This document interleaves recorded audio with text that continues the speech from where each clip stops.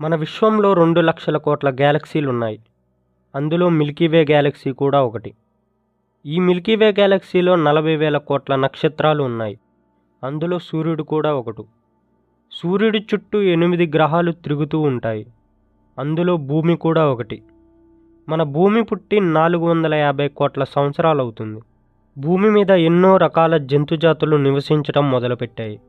కానీ ఒకరోజు అనుకోకుండా భూమి మీద ఆస్ట్రాయిడ్ పడి డైనోసార్స్తో పాటు 75% జంతుజాతులు అంతరించిపోయాయి. ఇది జరిగిన కొన్ని కోట్ల సంవత్సరాల తర్వాత ఎవల్యూషన్లో భాగంగా మనం కోతుల నుండి హోమోసేపియన్స్గా మారాం. అలా కొంచెం కొంచెం తెలివితేటలు పెంచుకొని వ్యవసాయం నేర్చుకొని ఇక్కడ బ్రతకడం మొదలుపెట్టాం. అసలు ఈ మనిషి జీవితంలో 2000 సంవత్సరాలు వెనక్కి తిరిగి చూసుకుంటే రాజులు, రాజ్యాలు, యుద్ధాలు, చావులు తప్ప ఏమీ లేవు. ఏదో పీకేయాలి, ఏదో సాధించాలి అని తిండి నిద్ర లేకుండా యుద్ధాలు చేసిన రాజులు, వాళ్ళ రాజ్యాలు అన్ని చరిత్రలో కనుమరుగైపోయాయి.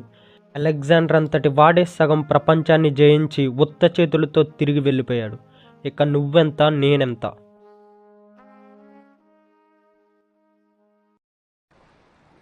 నిజం చెప్పాలి అంటే మనం ఈ భూమి మీద ఎందుకు పుట్టామో తెలియదు. ఎప్పుడు కొట్లాటలు, గొడవలు. సడన్గా ఎప్పుడు చనిపోతామో కూడా తెలియదు. చనిపోయిన తర్వాత ఎక్కడికి పోతామో కూడా తెలియదు. ఇంత పెద్ద విశ్వంలో అసలు ఈ మనిషి బ్రతుకెంత? మన జీవితానికే అర్థం లేదు. మంచి చెడులు అసలే లేవు. ఇలాంటి ఐడియాస్ని బేస్ చేసుకొని పుట్టుకొచ్చిన ఫిలాసఫీయే నయలిజం.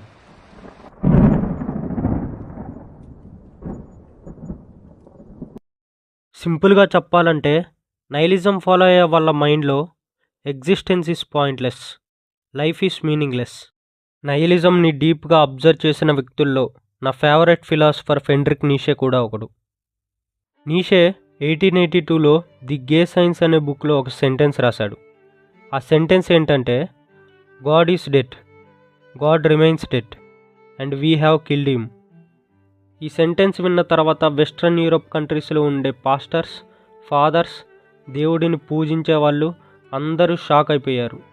ఎందుకంటే అప్పటి వరకు ఏ ఫిలాసఫర్ ఇంత డైరెక్ట్గా ఒక సెంటెన్స్ అనేది చెప్పలేదు కాబట్టి. ఇక్కడే చాలామంది నీషేని తప్పుగా అర్థం చేసుకున్నారు. నీషే గాడ్ ఈజ్ డెడ్ అనడానికి కారణం నిజంగా దేవుడు చనిపోయాడని అర్థం కాదు. గాడ్ ఈజ్ డెడ్ అనేది ఒక metaphor. 19th century western Europe కంట్రీస్లో ఫిలాసఫీ అండ్ సైన్స్ ర్యాపిడ్గా గ్రో అవుతుంది. ప్రజలకి కొంచెం కొంచెంగా దేవుడి పైన నమ్మకం పోతుందని దీని అర్థం. కానీ ఇక్కడే నీషేకి ఒక ప్రాబ్లం వచ్చింది. ప్రజలు అప్పటి వరకు వాళ్ళ లైఫ్కి ఒక మీనింగ్ ఉందని, తప్పు చేస్తే దేవుడు శిక్షిస్తాడని భయంతో క్రమశిక్షణగా బ్రతుకుతున్నారు. ఇప్పుడు వచ్చి సడన్గా దేవుడే లేడంటే వీళ్ళందరూ నైలిజం అనే లూపోల్లో పడిపోతారు. ఈ లూపోల్లో పడిన వాళ్ళకి ప్రపంచం ఎంత కఠినంగా, భయంకరంగా ఉంటుందో అర్థమవుతుంది. ఇలాంటి సిచ్యువేషన్లో చాలామంది దేవుడే లేడు, లైఫ్కి ఒక మీనింగ్ లేదని డిప్రెషన్లోకి వెళ్ళిపోతారు.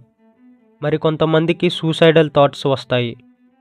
మరికొంతమంది హిట్లర్ లాగా వైలెన్స్లోకి దిగి విచ్చలవిడిగా చంపుకుంటారు. అప్పుడు ఈ ప్రపంచం మొత్తం అల్లకల్లోలమైపోతుంది. నీషే ఈ ప్రాబ్లంకి ఎలాగైనా ఒక సొల్యూషన్ని తీసుకురావాలి అనుకుంటాడు. నీషే ఎప్పుడూ అజ్ఞాతంలోనే ఉంటాడు. తన లైఫ్ మొత్తం మౌంటైన్స్లో బ్రతుకుతూ ఉంటాడు. డైలీ ఒక లాంగ్ వాక్కి వెళ్ళి తనకు వచ్చిన ఐడియాస్ని ఒక బుక్లో రాసేవాడు. అలా రాస్తూ రాస్తూ ఈ నైలిజం అనే ప్రాబ్లంకి ఒక సొల్యూషన్ని కనిపెట్టాడు. అదే ఊబర్మెంచ్ కాన్సెప్ట్. ఊబర్మెంచ్ అంటే జర్మన్ లాంగ్వేజ్లో సూపర్ మ్యాన్ అని అర్థం. ఈ కాన్సెప్ట్ని first time the spoke Zarathustra అనే బుక్లో మెన్షన్ చేశాడు.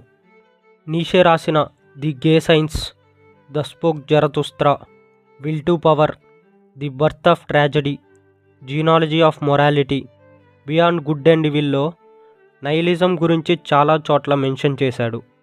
చివరికి ఆ ప్రాబ్లంకి సొల్యూషన్ కూడా కనిపెట్టాడు. ఆల్బర్ట్ క్యాముస్, సోరెన్ కిర్కెగార్డ్, జాన్ పాల్ సార్ట్రే ఇలా ఎందరో ఫిలాసఫర్లు నైలిజం గురించి చాలా పుస్తకాలు రాశారు.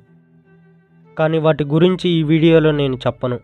వాటి గురించి చెప్పడం స్టార్ట్ చేస్తే ఎన్ని రోజులైనా సరిపోవు. మీరెప్పుడూ నైలిజం నుంచి తప్పించుకోవాలని చూడకండి. నైలిజంని అలవాటు చేసుకోండి. మంచేదో చెడేదో మీ సొంతంగా తెలుసుకోండి. మనం నైలిజంని కరెక్ట్గా అర్థం చేసుకుంటే మన డైలీ లైఫ్లో ఉండే చిన్న చిన్న డిప్రెషన్ నుంచి ఈజీగా బయటపడవచ్చు. ఫైనల్గా నేనేం చెబుతానంటే, do whatever you want to do, because in the end nothing matters.